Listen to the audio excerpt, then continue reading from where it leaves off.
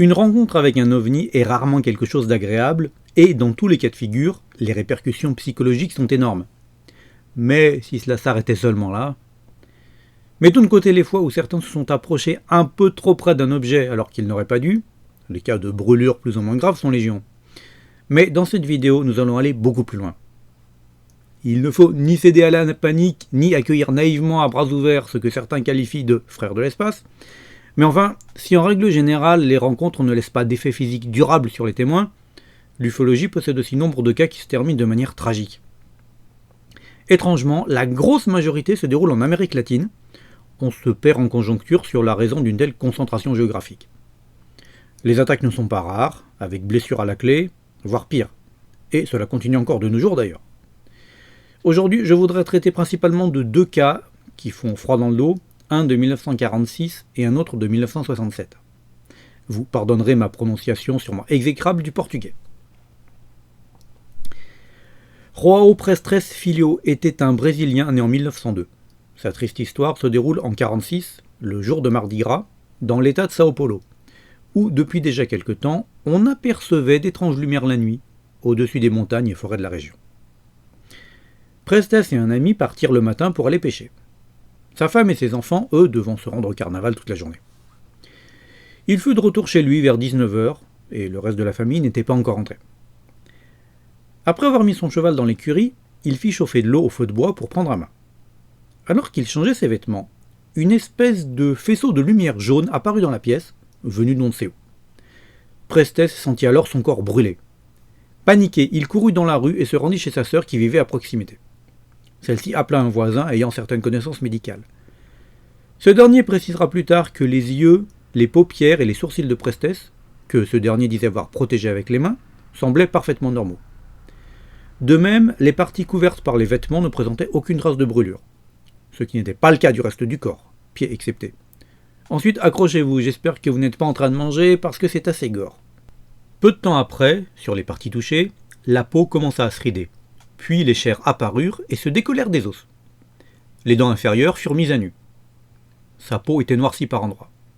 Sur les pieds et les mains décharnés, les ongles disparurent. Seul l'intérieur de la bouche en réchappa, car Prestes parvenait à parler normalement. Mais ce qui était inconcevable, c'est que le pauvre homme, qui tombait littéralement en lambeaux, ne ressentait aucune douleur. Son neveu, qui était présent, se souvenait aussi que le drap qu'on avait utilisé pour lui s'était noirci, comme s'il avait été brûlé. Prestes fut mis sur une charrette, nous sommes dans une campagne brésilienne en 1946, ne l'oublions pas, et emmené à l'hôpital le plus proche. Mais il décéda avant d'arriver à destination. Un certificat de décès, signé par les témoins, fut établi, dans lequel il fut inscrit « mort par brûlure généralisée ». Un médecin arriva à la conclusion que les brûlures de Prestes ressemblaient aux effets indirects d'une explosion nucléaire. Les radiations affectent en effet seulement les cellules vivantes, mais pas les mortes, comme les cellules des cheveux ou les tissus des vêtements. Mais en 1946, il est évident qu'il ne pouvait y avoir aucune centrale nucléaire ou machine apparentée dans cette région pauvre et rurale du Brésil. La police fit quelques recherches qui ne donnaient rien. Aucune trace ne put être relevée, ni sur les lieux de l'agression, ni à l'intérieur de la maison où rien n'avait disparu. Aucune trace de brûlure ne fut trouvée dans la pièce où se trouvait Prestes. On ne lui connaissait également aucun ennemi. Durant les quelques heures que dura son agonie, il ne cessait de répéter simplement qu'une lumière l'avait attaqué et qu'elle venait d'un autre monde. Notons d'une part que les jours suivants, après les sombres événements du Mardi Gras, les habitants du coin continuèrent à voir des lumières étranges la nuit. Et que d'autre part, Emiliano, le propre frère du défunt, aurait peut-être pu subir le même sort. En effet, environ un an plus tard, Emiliano, alors qu'il était en forêt, tomba nez à nez avec deux sphères de lumière ardente qui s'attaquèrent à lui. Emiliano s'enfuit, mais les boules furent plus rapides. Croyant sa dernière heure arrivée, il pria et... les lumières s'arrêtèrent, firent demi-tour, puis disparurent. Passons au second cas. Nous sommes toujours au Brésil, mais 20 ans plus tard, en 1967, dans la petite ville de Crixás, en plein centre du pays. Ignacio de Souza, âgé alors de 41 ans, était un homme simple et analphabète, apprécié par son employeur, un gros propriétaire terrien pour qui il travaillait depuis déjà plusieurs années. Le 13 août, en fin d'après-midi, de Souza et son épouse rentraient chez eux à la ferme de Santa Maria. Mais, en arrivant aux abords de leur résidence, ils aperçurent un étrange objet posé à proximité, sur la piste d'atterrissage réservée à l'avion du propriétaire. Une sorte de cuvette renversée estimée à une bonne trentaine de mètres de diamètre. Et à côté de cet engin, se trouvaient 3 êtres chauves en costume collant de couleur jaune, mesurant autour du mètre 60-65. Ils semblaient un peu jouer comme des enfants, mais les époux Souza décriront également un silence presque total, absolument pas naturel. Soudain, les humanoïdes se rendirent compte de la présence du couple. Ils les pointèrent du doigt et commencèrent à courir vers eux. De Souza ne réalisa pas vraiment que les êtres qui lui faisaient face avaient quelque chose d'inhumain, mais craignit de se faire agresser et, après avoir crié à sa femme d'aller se réfugier dans la maison, il saisit un fusil de chasse qu'il portait sur lui et tira sur le plus proche des 3 êtres. De Souza était un excellent tireur et toucha sa cible en pleine tête, qui tomba sur le champ. Alors, de l'engin stationné à côté, jaillit un rayon de couleur verte qui vint le toucher à la poitrine et le fit lui aussi s'écrouler au sol. Les 2 autres humanoïdes ramassèrent leurs compagnons et le ramenèrent avec eux dans leur véhicule, qui décolla immédiatement à grande vitesse. 3 jours plus tard, le propriétaire de la ferme, Ibrahim de Moraes, va rendre visite à ses employés, mais il y trouva un De Souza en piteux état. Les 2 premiers jours, il avait souffert de tremblements et de nausées. Il ressentait également un engourdissement dans tout le corps. De Moraes racontera. « Je suis arrivé à la ferme 3 jours après l'événement et je ne savais rien de ce qui s'était produit. En descendant de mon avion, la femme d'Inacio m'attendait et m'indiqua que son époux était malade. J'étais surpris. Son mari était un homme solide et c'est bien la première fois qu'il s'alitait. Je me suis rendu à son chevet et je lui ai demandé « Qu'avez-vous, mon garçon ?» Alors il m'a répondu « Patron, j'ai tué un homme. » Surpris, je lui ai demandé « Mais comment est-ce possible ?» Il m'a alors raconté en détail les événements. De Moraes était un homme riche et cultivé, aussi connaissait-il bien entendu les histoires d'ovnis extraterrestres, mais ce n'était pas le cas de son employé. Aussi ne lui en parla-t-il pas dans un premier temps. Mais il y avait plus urgent, aussi l'emmena-t-il voir un médecin en ville. Ce dernier put constater une brûlure sur l'épaule gauche d'environ 15 cm de diamètre. Il considéra que les autres symptômes comme provenant d'un empoisonnement. Bien qu'un tantinet réticent, le patron des De Souza décida d'expliquer au médecin ce qu'on lui avait raconté. Le médecin demanda à De Moraes s'il lui avait parlé des ovnis. Lui répondant par la négative, il décida alors de demander directement au malade s'il avait déjà vu ce type d'avion avant, ou si quelqu'un lui en avait déjà parlé. Son interlocuteur lui répondit que non, qu'il n'avait jamais vu ni entendu parler de quelque chose de semblable. De Souza fut hospitalisé afin de pouvoir mener des examens plus complets.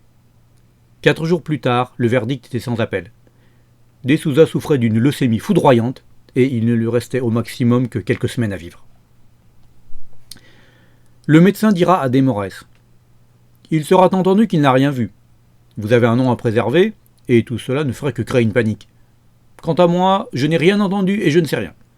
J'ai une réputation à tenir et, pour moi, son cas est un cas de leucémie. Point final. » On pouvait lire dans le rapport médical « À partir du moment où il a reçu le faisceau lumineux, il a commencé à présenter tous les symptômes caractéristiques de l'exposition à des radiations mortelles. Les radiations ionisantes produisent des effets identiques sur les cellules et les organes. Dans le cas d'Ignacio, une brûlure était nettement visible dans la région atteinte par le rayon lumineux. La leucémie d'origine radioactive peut aussi bien résulter de petites doses d'irradiation répétées durant des mois ou des années que d'une simple et unique exposition à haute dose. Tous les symptômes présentés par Ignacio de Souza étaient ceux d'une leucémie causée par une forte dose de radiation. La santé du malade se dégrada de plus en plus, avec apparition de taches de couleur jaune-blanc sur tout le corps, ainsi que de vives douleurs. Il finira par décéder le 11 octobre, à peine 2 mois après la rencontre. Avant de mourir, il demandera à son épouse de brûler son lit et tous ses biens personnels après sa mort. On apprendra ensuite que De Souza souffrait déjà avant sa rencontre d'un début de leucémie. Aussi peut-on supposer que le processus de la maladie aurait pu être accéléré par une dose de radioactivité reçue à cette occasion. Pour terminer, signalons rapidement 3 autres faits assez identiques, encore et toujours au Brésil, à Parnarama, à l'est du pays. Dans la nuit du 17 octobre 1981, 2 chasseurs, Ribama Ribeiro et Abel Boro, voient dans le ciel une sorte de pneu de camion géant équipé de lumière illuminant tout comme en plein jour et tournant sur lui-même. La chose se dirigeant vers eux, Ribeiro s'échappe alors que Boro est entouré d'une lumière scintillante. Son compagnon finit par retourner sur le lieu un peu plus tard, où il trouve Boro mort sans lésion apparente. 2 jours plus tard, 2 autres chasseurs, au même endroit, Raimundo Souza et Anastasio Barbosa, voient descendre un disque qui dirige sur eux un rayon lumineux. Souza tire sur lui au fusil, et son compagnon se cache alors que l'objet tourne au-dessus de leur tête. Barbosa découvrira son ami couvert de taches violettes, souffrant de fractures et d'hématomes. Souza meurt en quelques heures, sans avoir repris connaissance. Enfin, au mois de décembre, et toujours dans le même coin, un habitant, Dionisio General, est touché au sommet d'une colline par un rayon de feu émis par un disque. Il meurt 3 jours plus tard. Bon, pas de pour contre cette fois-ci, y a rien à dire. Il ne fait aucun doute que tous ces malheureux ont été victimes de radiation, même si pour certains cas, leur mode de fonctionnement reste inconnu. Comment expliquer en effet l'absence totale de douleur pour Prestes ?